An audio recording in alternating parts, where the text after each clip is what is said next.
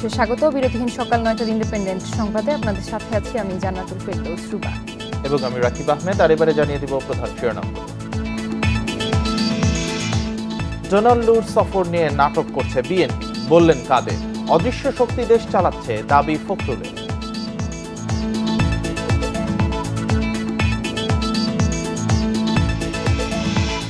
সৌদিতে বাড়ি ভাড়া করতে পারেনি অনেক এজেন্সি, ভিসা হয়নি অন্তত ১৫,০০০-এর। তৃতীয় দফায় সময় বাড়ানোর আবেদন।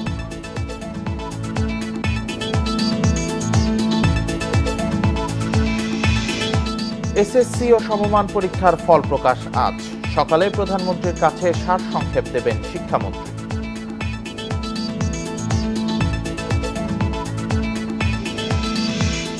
শুনছিলেন প্রধান শিরোনামগুলো। শিরোনামের পর এবার বিস্তারিত। সরকারের সাথে সম্পর্ক উন্নয়নে ঢাকা আসছেন ডোনাল্ড লু। আওয়ামী লীগ সাধারণ সম্পাদক মন্তব্য করেন, বিএনপির স্বপ্ন পূরণে আর এগিয়ে আসবে না যুক্তরাষ্ট্র। শনিবার বিকেলে রাজধানীতে এক সমাবেশে তিনি অভিযোগ করেন, মার্কিন প্রতিনিধির সফর ঘিরে নাটক শুরু করেছে বিএনপি। ওবায়দুল কাদের আরো বলেন, ভারতের কাছে ক্ষমতা নয়, বন্ধুত্ব চায় আওয়ামী লীগ। নির্বাচনের পর আবারও মাঠে গড়ালো রাজনীতি। একই দিনে রাজধানীতে সমাবেশ করল আওয়ামী লীগ ও বিএনপি। শনিবার শান্তি সমাবেশের ডাক দেয় মহানগর উত্তর আওয়ামী লীগ। রাজধানীর মোহাম্মদপুরের সমাবেশে যোগ দেন উত্তরের বিভিন্ন থানা ও ওয়ার্ডের নেতাকর্মীরা। স্লোগানে মুখর হয়েছে পুরো এলাকা।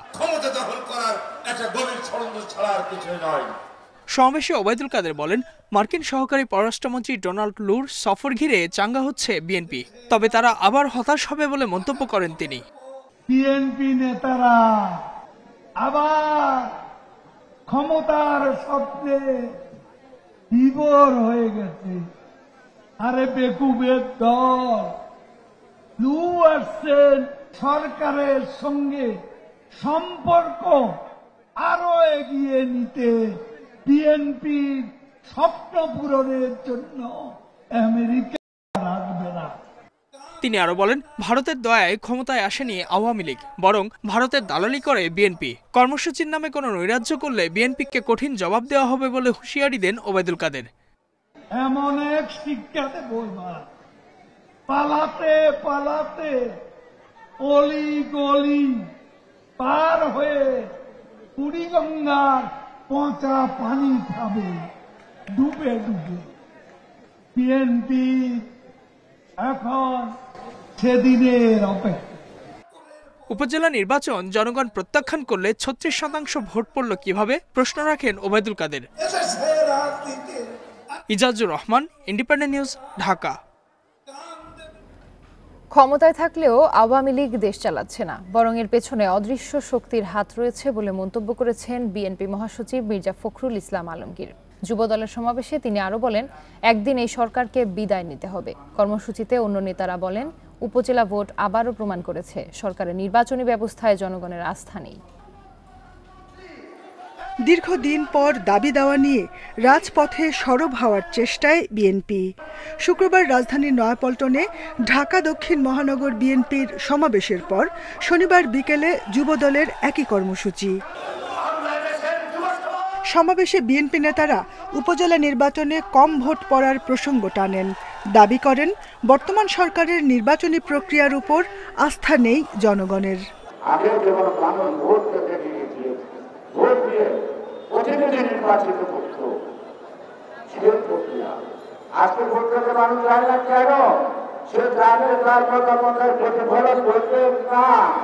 ভাবতে পারেন আপনার আমার টাকা কোথায় যাচ্ছে? আমাদের ছেলে মেয়ে ভাই বোন আত্মীয় স্বজন কোথায় টাকা পাবে, কি করে খাবে, এই খবর কেউ রাখে না। বিএনপি মহাসচিবের অভিযোগ, এই সরকার ঋণ খেলাপি বান্ধব, তাদের স্বার্থে নতুন আইন করছে। আওয়ামী লীগ সরকারে থাকলেও অন্য কোনো শক্তির নির্দেশে দেশ চলছে। আওয়ামী লীগ দাবি করে তারা চেষ্টা হচ্ছে, আসলে কি তারা চেষ্টা হচ্ছে? তারা চেষ্টা হয় না, এক অদৃশ্য শক্তি চেষ্টা হচ্ছে বন্ধুগণ।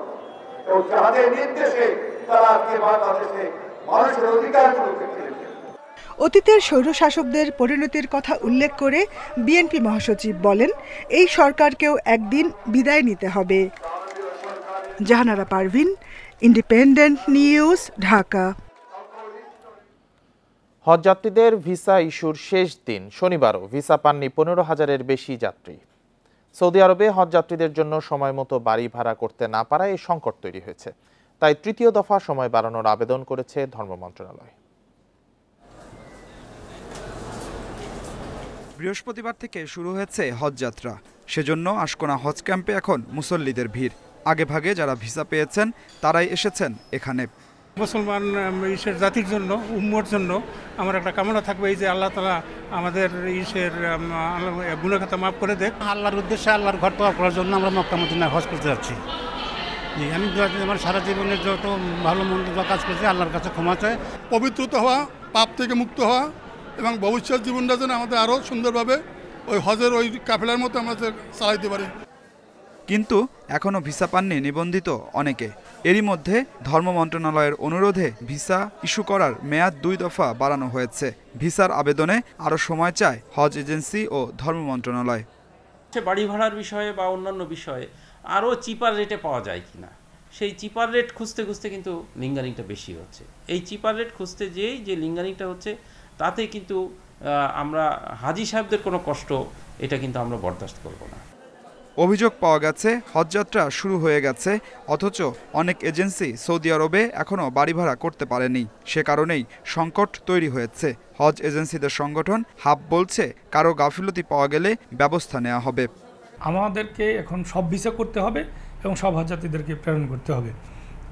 শুধু ভিসা নয়, ভিসা বা হজ ব্যবস্থাপনার যে কোনো ক্ষেত্রে এবং হজযাত্রীদের কোনো তাদের অধিকার লঙ্ঘিত হয় এমন কোনো কাজ বা কারোর দ্বারা যদি হজযাত্রীগণ প্রতারিত হন, এই জাতীয় কোনো কিছু যদি কারোর দ্বারা হয়, কোনো এজেন্সি বা কারোর দ্বারা, তাহলে তার বিরুদ্ধে কঠোর ব্যবস্থা নেওয়া হবে। এবার 85,115 জন সৌদি আরবে হজ করতে যাবেন। এর মধ্যে সরকারি ব্যবস্থাপনায় 4,420 জন এবং বেসরকারি ব্যবস্থাপনায় 80,695 জন। Adilur Rahman, independent news, Dhaka. হবিগঞ্জের বানিয়াচংয়ে অটোরিকশার স্ট্যান্ড দখল নিয়ে সংঘর্ষে 3 জন নিহতের ঘটনায় একজনকে গ্রেপ্তার করেছে পুলিশ। গ্রেপ্তার বদরুল আলম বদি, অটোরিকশা স্ট্যান্ডের ম্যানেজার। শনিবার বিকেলে বানিয়াচং থানায় সংবাদ সম্মেলনে অতিরিক্ত পুলিশ সুপার পলাশ রঞ্জন দে জানান, ব্রাহ্মণবাড়িয়া থেকে গ্রেপ্তার করা হয়েছে বদরুল আলম বদিকে। তিনি বলেন, 3 জন হত্যার নেপথ্যে প্রধান ব্যক্তি বদি। বৃহস্পতিবার দুপুরে উপজেলার আগুয়া বাজারে অটোরিকশার স্ট্যান্ডের নিয়ন্ত্রণ নিয়ে ম্যানেজার বদি ও অটোরিকশার চালক আব্দুল কাদিরের মধ্যে কথা কাটাকাটি হয়। পরে দুপক্ষের সমর্থকদের সংঘর্ষ বাধে। এতে আব্দুল কাদির সহ 3 জন নিহত হন।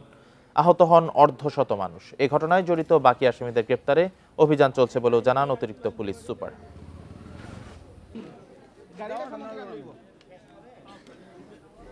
চট্টগ্রামের নন্দনকানন বৌদ্ধবিহারের দখল নিয়ে দুপক্ষের হাতাহাতি হয়েছে। এতে আহত হয়েছেন বৌদ্ধ ভিক্ষু সহ অন্তত 5 জন। পরে পুলিশ গিয়ে পরিস্থিতি নিয়ন্ত্রণে আনে। ভিক্ষুদের অভিযোগ, শনিবার বেলা 11টার দিকে বাংলাদেশ বৌদ্ধ সমিতির নেতারা বিহারের আসন থেকে বৌদ্ধমূর্তি সরিয়ে সেখানে অবস্থান নেন, তালা ঝুলিয়ে দেন বিহারে। দুপুরে ভিক্ষু নেতারা জড়ো হলে শুরু হয় 2 পক্ষের উত্তেজনা। মূলত বিহার দখলে নিতেই সমিতির নেতাদের এমন কর্মকাণ্ড বলে অভিযোগ উঠেছে। তবে বৌদ্ধ ধর্মাবলম্বী সাধারণ মানুষ ক্ষোভ জানিয়ে বলেন, বিহারে থাকবেন ভিক্ষুরা, নেতারা নয়।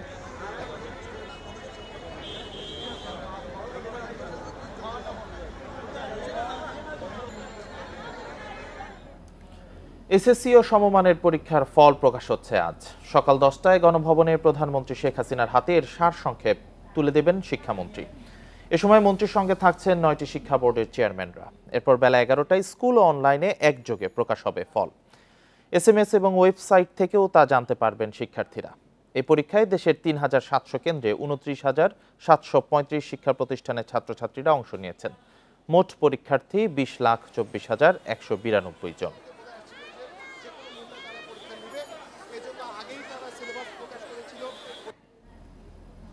দেশ ডিজিটাল হয় ব্যবসা বাণিজ্যের সুবিধা অনেক বেড়েছে বলে জানিয়েছেন প্রধানমন্ত্রীর বেসরকারি শিল্প ও বিনিয়োগ বিষয়ক উপদেষ্টা সালমান এফ রহমান। শনিবার বিকেলে ঢাকা রেসিডেন্সিয়াল মডেল কলেজের ন্যাশনাল বিজনেস কার্নিভালে এ কথা জানান তিনি। বলেন, ব্যবসায় সফলতা বা ব্যর্থতা যাই আসুক না কেন, চেষ্টা অব্যাহত রাখতে হবে।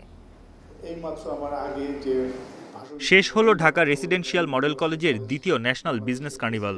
3 দিনের এ আয়োজনে অংশ নেয় শতাধিক স্কুল, কলেজ ও বিশ্ববিদ্যালয়ের শিক্ষার্থী। আজকে আমাদের সমাপনী অনুষ্ঠানে যোগ দেন প্রধানমন্ত্রীর বেসরকারি শিল্প ও বিনিয়োগ বিষয়ক উপদেষ্টা সালমান এফ রহমান। এমন আয়োজনে শিক্ষার্থীদের জন্য নতুন দুয়ার খুলেছে বলে জানান কলেজের অধ্যক্ষ। বলেন, এর ফলে শিক্ষার্থীদের মধ্যে উদ্যোক্তা হওয়ার প্রবণতা বাড়বে। ফেস্টে অংশ নিয়ে তাদের ব্যবসা শিক্ষার যে উদ্যোগী হওয়ার জন্য যে আমাদের প্রচেষ্টা, যে আমরা সবাই চাকুরির পিছনে ঘুরবো না, আমরা সবাই এক একজন চাকুরি দাতা হব, সবাই উদ্যোগী হব। প্রধান অতিথির বক্তব্যে নিজের ব্যবসায়িক জীবনের নানা বিষয় তুলে ধরেন সালমান এফ রহমান। বলেন, ডিজিটাল বাংলাদেশে ব্যবসার ক্ষেত্রে চ্যালেঞ্জের পাশাপাশি বেড়েছে সুযোগ সুবিধা। যেহেতু তোমাদের সুযোগটা বেশি, তার সাথে সাথে তোমাদের দায়িত্বটাও বেশি এসে গেছে, এবং তোমাদের যেহেতু তোমাদের চ্যালেঞ্জটা অনেক বেশি চ্যালেঞ্জও আছে, তোমাদের সাথে সে অপরচুনিটিও আছে। অন্তত আমি চেষ্টা করেছি, আইদার আমি সফলতা অর্জন করেছি অথবা আমি ব্যর্থ হইলাম, আবার ব্যর্থ হলে আমি আবার চেষ্টা করব, কিন্তু at least I am not with those people who know neither victory not defeat. 3 দিনের কার্নিভালে business debate, business case study, olympiad, guess the logo, sell me this, product photography, wall magazine, startup idea সহ 15টি event হয়েছে। অনুষ্ঠানে বিজয়ীদের হাতে পুরস্কার তুলে দেন প্রধানমন্ত্রীর উপদেষ্টা। বন ইবনে কামাল, ইন্ডিপেন্ডেন্ট নিউজ, ঢাকা। মা শব্দটি শুনলেই ভেসে ওঠে এক মমতাময়ী চেহারা। সব মাই কি পারেন সংসারে পুরোপুরি মনোযোগ দিতে? বলছি কর্মজীবী মায়েদের কথা। পেশাজীবী হলেও পিছিয়ে নেই অন্য সব মায়ের চেয়ে। পেশাগত দায়িত্ব পালনের পাশাপাশি সংসার ও সন্তান সামলাতে কোনো অংশেই কম নন তারা, বরং তাদের অভিজ্ঞতা সন্তানদের আরও বাস্তবিক ও স্বনির্ভর করে গড়ে তুলতে সহায়তা করে বলেই মনে করেন কর্মজীবী মায়েরা। ৩৯ বছর বয়সী আখি সিদ্দিকা পেশায় সরকারি কর্মকর্তা, ২০ বছর ধরে চাকরি করছেন। জন্মের পর আক্রান্ত হন পোলিওতে, তবে শারীরিক প্রতিবন্ধকতা থামাতে পারেনি তার জীবনের লক্ষ্য। কখনো স্ক্র্যাচে ভর দিয়ে, কখনো হুইল চেয়ারে বসে ধরেছেন জীবনের হাল। অন্য 10 জন সাধারণ মায়ের মতো একমাত্র মেয়েকে পুরো সময় দিতে না পারলেও নিজেকে কখনোই আলাদা মনে করেননি তিনি। কর্মজীবী মায়ের হাতে সময় কম থাকে এবং সে খুব ডিসিপ্লিন হয়, যার কারণে ওই ওয়েস্ট করার সময়টা তার নাই। যেটুকু সময় সে আছে সেইটুকু সময় সে সন্তানকে দেওয়ার চেষ্টা করে বা তার সংসারকে দেওয়ার চেষ্টা করে। আখির মতো আরেক অদম্য কর্মজীবী মা নাদিয়া জুই 2012 সালে সহকারী পুলিশ সুপার হিসেবে যোগদান করেন। বাংলাদেশ বোম ডিসপোজাল ইউনিটের ইনচার্জ একমাত্র নারী সদস্য নাদিয়া। ক্যারিয়ার গড়তে যেমন আত্মপ্রত্যয়ী, তেমনি দায়িত্বশীল পরিবারের প্রতিও। এই পুলিশ মা তার 2 সন্তানকে গড়ে তুলতে কোনো ত্রুটি রাখছেন না। ওরকম মনে হয় না যে আমি হেরে যাচ্ছি বা আমি সময়টা কম দিচ্ছি। আমার কাছে মনে হয় যে আমার আইডেন্টিটি, আমার অবস্থান, আমার যে লার্নিং, সেই লার্নিংটা, সেই এডুকেশনটা, সেই পরিবেশটা তো আমার বাচ্চারা আমার থেকে পাচ্ছে। যার কারণে আমি মনে করি না যে একজন কর্মজীবী মার কাছে বাচ্চারা মা অন্য মাদের কাছে হেরে যায়। মায়ের কোনো বিকল্প হয় না। দিন শেষে সন্তানের কাছে মাই সবকিছু। তাই সাধারণ মায়ের মতো সন্তানদের সময় দিতে না পারার হতাশা কাজ করলেও সন্তানকে গড়ে তুলতে তাদের পেশাগত দায়িত্ব বাধা নয় বলে মনে করেন কর্মজীবী মায়েরা। মাকে অকপটে বলে যায় যেন এই প্রথম বলছে, চলন্ত টিকটিকির মতো হঠাৎ থেমে যে শ্রোতা হয়ে যায়। মা বলে যায় তার কথা। Mahmuda Moumita, independent news, Dhaka. ঢাকার ধামরায়ে 4 তলা একটি ভবন পাশের 6 তলা ভবনের গায়ে হেলে পড়েছে। ঝুঁকিপূর্ণ হওয়ায় বাসিন্দাদের সরিয়ে নিয়েছে প্রশাসন। শনিবার দুপুরে ধামরাই পৌরসভার ধানসিঁড়ি আবাসিক এলাকায় এই ঘটনা ঘটে। এ সময় 4 তলা ভবনটির 2য় তলায় ফাটল দেখা দেয়। স্থানীয়রা জানায়, ধানসিঁড়ি এলাকায় জিয়াউর রহমানের মালিকানাধীন 4 তলা ভবনটি পাশের ভবনের উপর হেলে পড়ে। খবর পেয়ে ফায়ার সার্ভিস ঘটনাস্থলে গিয়ে ভবন দুইটির বাসিন্দাদের সরিয়ে নেয়। পরে 2 ভবনকেই ঝুঁকিপূর্ণ ঘোষণা করে প্রশাসন।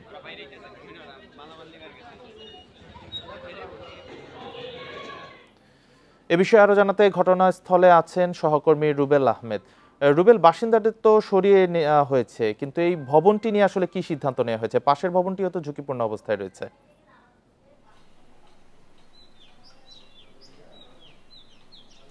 দেখুন, আমি এই মুহূর্তে আছি যে ভবনটি আসলে হেলে পড়েছে সেই ভবনের সামনে, ধামরাই পৌর এলাকার ধানসি আবাসিক মহল্লায়। আপনি হয়তো বা ক্যামেরার মাধ্যমে দেখতে পাচ্ছেন যে ভবনটি হেলে পড়েছে। এটি কিন্তু একটি 4তলা আবাসিক ভবন এবং এটি কিন্তু তার পূর্ব পাশে যে 6তলা বিশিষ্ট একটি আবাসিক ভবন রয়েছে তার উপরের অংশে কিন্তু আমরা দেখতে পেয়েছি হেলে পড়েছে। এবং আমরা এখানে এসে এই ভবনটিতে থাকা যে আবাসিক যে বাসিন্দারা ছিল তাদের সাথে আমরা কথা বলে জানতে পেরেছি মূলত যে অংশটি এই ভবনের হেলে পড়েছে এটি হচ্ছে যে সিঁড়ির উপরে একটি বর্ধিতভাবে এই ভবন মালিক কোনো ধরনের পাইলিং ছাড়া কিন্তু তিনি এই 4তলা করেছেন এবং তার যে মূল যে ভবনটি রয়েছে সেটি কিন্তু এই হেলে পড়া অংশের পেছনে রয়েছে। এবং আমরা যতটুকু খোঁজখবর নিয়ে জানতে পেরেছি পৌর কর্তৃপক্ষ আমাদেরকে জানিয়েছেন যে অংশটি হেলে পড়েছে এই অংশটি এই ভবন মালিক কোনো ধরনের পাইলিং না করেই কিন্তু তিনি নির্মাণ করেছেন বলে আমাদেরকে এই 3 নং ওয়ার্ডের ধামরাই পৌরসভার যিনি কাউন্সিলর রয়েছেন তিনি জানিয়েছেন। তিনি বলছেন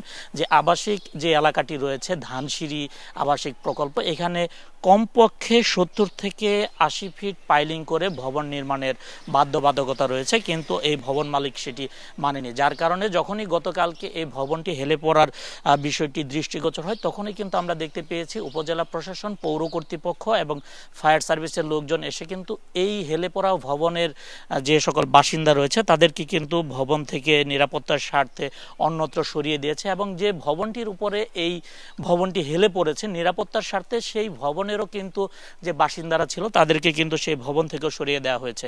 এবং আমরা পৌর কর্তৃপক্ষের সাথে কথা বলে যে বিষয়টি জানতে পেরেছি এই 3 নং ওয়ার্ডের যিনি কাউন্সিলর রয়েছেন আব্দুর রহমান তিনি আমাদেরকে নিশ্চিত করেছেন এই ভবনটির যে বর্ধিত অংশ তৈরি করা হয়েছে এটি পৌরসভার কোনো ধরনের অনুমোদন নেওয়া হয়নি, যার কারণে এই অংশটি ভেঙে ফেলার সিদ্ধান্ত নেওয়া হয়েছে বলে পৌর কর্তৃপক্ষ আমাদেরকে জানিয়েছে। এবং আজকে পাশের যে ভবনটি রয়েছে সেটি আসলে কতটুকু ঝুঁকিপূর্ণ এই বিষয়টি দেখভালের জন্য যারা এই ভবন এক্সপার্ট রয়েছে তারা এই এলাকাটি পরিদর্শন করে তারা কিন্তু সিদ্ধান্ত জানাবে বলে আমাদেরকে সংশ্লিষ্টরা জানিয়েছেন। ধামরাইয়ে হেলে পড়া ভবনের বিষয়ে জানাচ্ছিলেন সহকর্মী রুবেল আহমেদ। ভোলায় চাহিদার চেয়ে 3 গুণ বেশি বিদ্যুৎ উৎপাদন হলেও জেলাবাসী লোডশেডিং এর দুর্ভোগ পোহাচ্ছেন। একটি বিদ্যুৎ কেন্দ্র, একটি ট্রান্সফরমার নষ্ট হয় জেলায় পর্যাপ্ত বিদ্যুৎ সরবরাহ করা যাচ্ছে না, উল্টো জাতীয় গ্রিড থেকে আনতে হচ্ছে। 6 মাসের আগে লোডশেডিং সমস্যার সমাধান দেখছে না কর্তৃপক্ষ। ভোলার বিদ্যুৎ চাহিদা 130 মেগাওয়াট, সদর উপজেলার 40 মেগাওয়াট ক্ষমতার একটি এবং বোরহানউদ্দিন উপজেলার 225 ও 220 মেগাওয়াট ক্ষমতার আরও 2টি বিদ্যুৎ কেন্দ্র থেকে এই চাহিদা মিটিয়ে বাকি বিদ্যুৎ যায় জাতীয় গ্রিডে। বোরহানউদ্দিনের কেন্দ্র দুটি থেকে 90 ও 40 মেগাওয়াটের 2টি ট্রান্সফরমারের সাহায্যে জেলায় বিদ্যুৎ সরবরাহ করা হতো। কিন্তু 2022 সালের ডিসেম্বরে 40 মেগাওয়াট ট্রান্সফরমারটি নষ্ট হলে বোরহানউদ্দিন থেকে সরবরাহ দাঁড়ায় 90 মেগাওয়াট। আর চলতি বছরের 25 জানুয়ারি সদরের বিদ্যুৎ কেন্দ্রের মূল ইউনিটটি নষ্ট হলে সেখান থেকে মিলছে 10 মেগাওয়াট। এতে জেলায় 30 মেগাওয়াট বিদ্যুৎ ঘাটতি থাকছে, হচ্ছে লোডশেডিং। ভোলায় পর্যাপ্ত গ্যাস থাকায় প্রচুর পরিমাণে বিদ্যুৎ উৎপাদন হয়, কিন্তু অব্যবস্থাপনার কারণে আমরা বিদ্যুৎ পাচ্ছি না।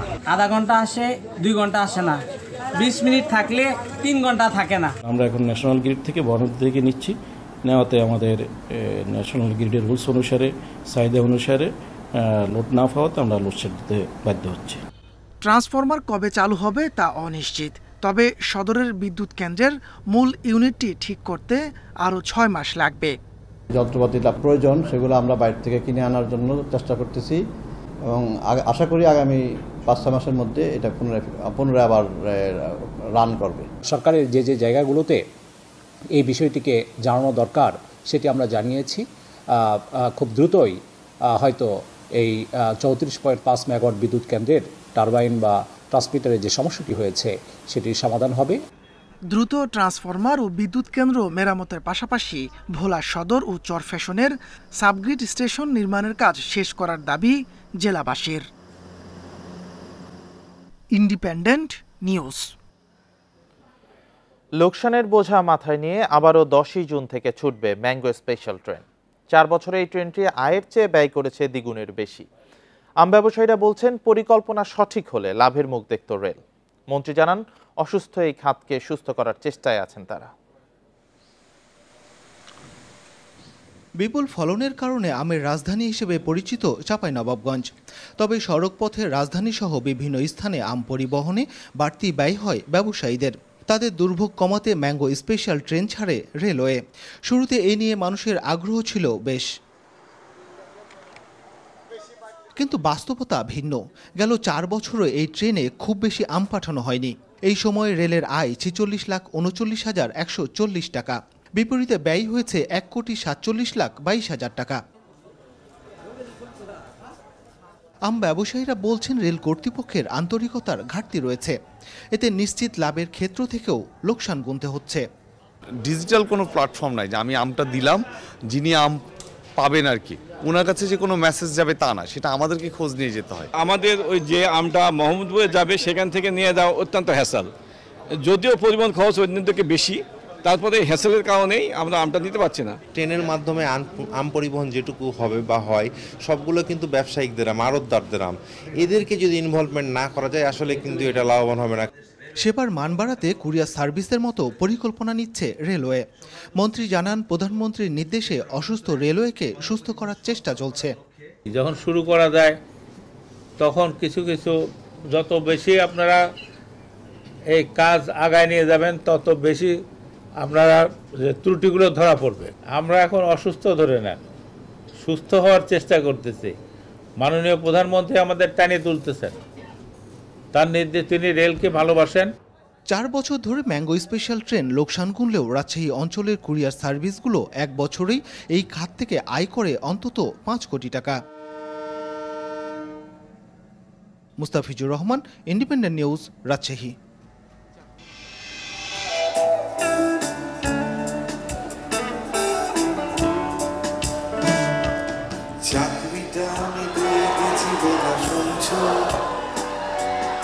এখন আর কেউ আটকাতে পারবে না, সম্বন্ধটাই পা তুমি ভেস্তে দিতে পারো, মাকে বলে দাও বিয়ে তুমি করছো না। চাকরিটা আমি পেয়ে গেছি বেলা সত্যি, আর মাত্র কয়েকটা মাস ব্যাস, স্টার্টিং ওরা 1100 দেবে, 3 মাস পরে কনফার্ম। চুপ করে কেন কিছু বলছো না? সঙ্গীত জীবনের 30 বছর পূর্ণ করার দিনে ঢাকা মাতালেন ওপার বাংলার জনপ্রিয় শিল্পী অঞ্জন দত্ত। শনিবার রাতে রাজধানীর পূর্বাচলে কনসার্টে একে একে গেয়ে শোনান ম্যারিয়েন, রঞ্জনা, আমি আর আসবো না, বেলা বসের মতো জনপ্রিয় সব গান। প্রিয় শিল্পীর গান উপভোগ করতে শ্রোতা দর্শকের উচ্ছ্বাস ছিল বাঁধ ভাঙা। তার গানের সঙ্গে কণ্ঠ মেলান হাজারো দর্শক।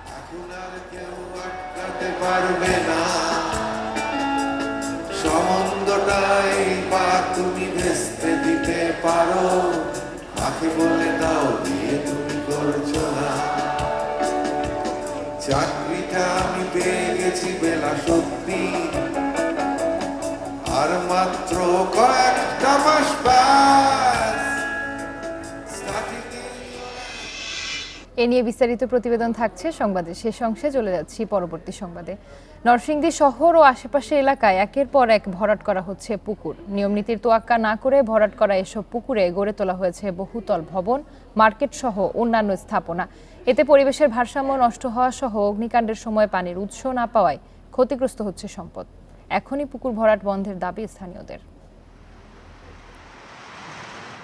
কিছুদিন আগেও নরসিংদীর পৌর এলাকা ও এর আশেপাশে অর্ধশতাধিক পুকুর ছিল। নিয়মনীতি তোয়াক্কা না করে সরকারি, বেসরকারি ও ব্যক্তি মালিকানাধীন এসব পুকুর ভরাট করা হচ্ছে। গড়ে তোলা হচ্ছে বহুতল ভবন, শিল্প কারখানা, মার্কেট সহ বিভিন্ন স্থাপনা। নরসিংদী পৌরসভার প্রায় 40-50টি পুকুর আমার দেখা সম্পূর্ণ পরিমাণে ভরাট হয়ে গিয়েছে। পুকুর বইরা বাড়িঘর হয়ে গেছে, তো করতে আমরা পুকুর পাবো আসলেই নাই। ভরাটের ফলে শহরে এখন পুকুরের সংখ্যা 8 থেকে 10টি। উৎস কমে যাওয়ায় অগ্নিকাণ্ডের সময় পানি সংকটে পড়তে হচ্ছে দমকল বাহিনীকে। বাড়ছে ক্ষয়ক্ষতির পরিমাণ। আল্লাহ না করুক একটা অ্যাক্সিডেন্ট হলে যে ফায়ার সার্ভিস একটু পানি পাবে, ওই পানিটা পাইতেছে না। শিল্প প্রতিষ্ঠানের মালিকদেরকে অনুরোধ জানাবো, ওনারা যেন তাদের নিজ নিজ উদ্যোগে নিজের প্রতিষ্ঠানে পানির রিজার্ভার সংরক্ষণ করে রাখেন। এক্ষেত্রে অগ্নি নির্বাপন এবং নিয়ন্ত্রণ করা সহজ হবে এবং ক্ষতির পরিমাণ কমিয়ে আনা সম্ভব হবে। পুকুর ভরাটের সুনির্দিষ্ট অভিযোগ পেলে আইনি পদক্ষেপ নেওয়া হবে বলে জানিয়েছে পরিবেশ অধিদপ্তর, যদিও মাঠে এর প্রতিফলন দেখা যায় না। যে কোনো জায়গায় তাদের ইচ্ছামতো ব্যক্তিগত পুকুর বলে বা ব্যক্তিগত জলাশয় বলে তারা ভরাট করছে, অবশ্যই সেটা আইনের পরিপন্থী। যখন কোনো মাধ্যমে আমরা জানতে পারছি যে কোথাও একটা পুকুর ভরাট করা হচ্ছে, ওনার সঙ্গে সঙ্গে তাদের বিরুদ্ধে আমাদের আইনগত যে প্রক্রিয়াটা আছে আমরা তাদের বিরুদ্ধে আইনগত প্রক্রিয়া নিচ্ছি। পরিবেশে ভারসাম্য রক্ষা ও অগ্নিকাণ্ডের সময় পানির উৎস ধরে রাখতে পুকুর ও জলাশয় রক্ষায় কার্যকরী পদক্ষেপ গ্রহণের দাবি শহরবাসীর। Independent news. কালের সাক্ষী হয়ে এখনো স্বমহিমায় টিকে আছে যশোর ইনস্টিটিউট পাবলিক লাইব্রেরি। আড্ডা বিনোদনের এই ক্ষেত্রটি পিপাসা মিটিয়েছে জ্ঞান পিপাসু গবেষক, দার্শনিক থেকে শুরু করে সাধারণ মানুষের। এই পাঠাগারটিতে রয়েছে দুষ্প্রাপ্য পাণ্ডুলিপি আর অগণিত বই। 1850 সালে ব্রিটিশ পার্লামেন্টে পাবলিক লাইব্রেরি অ্যাক্ট পাশ করার পর 1851 সালে ভারতের মদিনীপুরে উপমহাদেশের প্রথম পাঠাগার প্রতিষ্ঠা করা হয়। একই বছর যশোরে নির্মিত হয় আরেকটি পাঠাগার। সে হিসেবে বাংলাদেশের প্রথম গণপাঠাগার যশোর ইনস্টিটিউট পাবলিক লাইব্রেরি। প্রাচীন 2 শতাধিক পাণ্ডুলিপি আর প্রায় 500 দুর্লভ বই রয়েছে এখানে। এছাড়াও প্রায় 1 লাখ বিভিন্ন বিষয়ের বই আছে পাঠাগারটিতে। বাংলা বইয়ের সংখ্যা 74,907, ইংরেজি বইয়ের সংখ্যা 20,136 এ পর্যন্ত তালিকা হয়েছে এবং লাইব্রেরিতে এখনও কিছু বই আছে, তালিকার অপেক্ষায় আছে। শিক্ষার্থী ছাড়াও বিভিন্ন বয়সের পাঠক আসেন এখানে। বই পড়ে মেটান জ্ঞানের খোরাক। জীবনটাকে জ্ঞানের ভান্ডারে পরিপূর্ণ করার জন্য এই লাইব্রেরি হচ্ছে একটি সর্বোত্তম প্লেস। বিভিন্ন সময় আমরা পত্রিকা থেকে হেল্প নিয়ে থাকি, প্রাচীন যে উপন্যাস বা বই এগুলো পড়ি, আবার অনেক সময় চাকরির পরেও পড়া হয়। তবে প্রযুক্তি নির্ভরতায় পাঠাগারটিতে পাঠকের আনাগোনা কমে গেছে। তাই পাঠাগারটিকে ডিজিটালাইজেশন করার উদ্যোগ নেওয়া হয়েছে। যশোর ইনস্টিটিউটের সমস্ত কর্মকাণ্ডকে আমরা সফটওয়্যারের মাধ্যমে নিয়ে আসার চেষ্টা করেছি। সেই ডিজিটালাইজেশনের কার্যক্রম চলছে এবং সমস্ত সদস্যকে আমরা ডিজিটালে অন্তর্ভুক্ত করেছি সফটওয়্যারে। স্যাটেলাইট ইন্টারনেটের যুগে জীবন্ত এই জ্ঞান ভাণ্ডারটিকে চলমান রাখতে প্রয়োজন যুগোপযোগী পদক্ষেপ। Independent news. আর এই ছিল সকাল 9টার বিরতিহীন ইন্ডিপেন্ডেন্ট সংবাদে। ইন্ডিপেন্ডেন্ট টেলিভিশনের সব খবর বিস্তারিত জানতে চোখ রাখুন ফেসবুক, ইউটিউব ও এক্সে। এতক্ষণ সাথে থাকার জন্য সবাইকে ধন্যবাদ।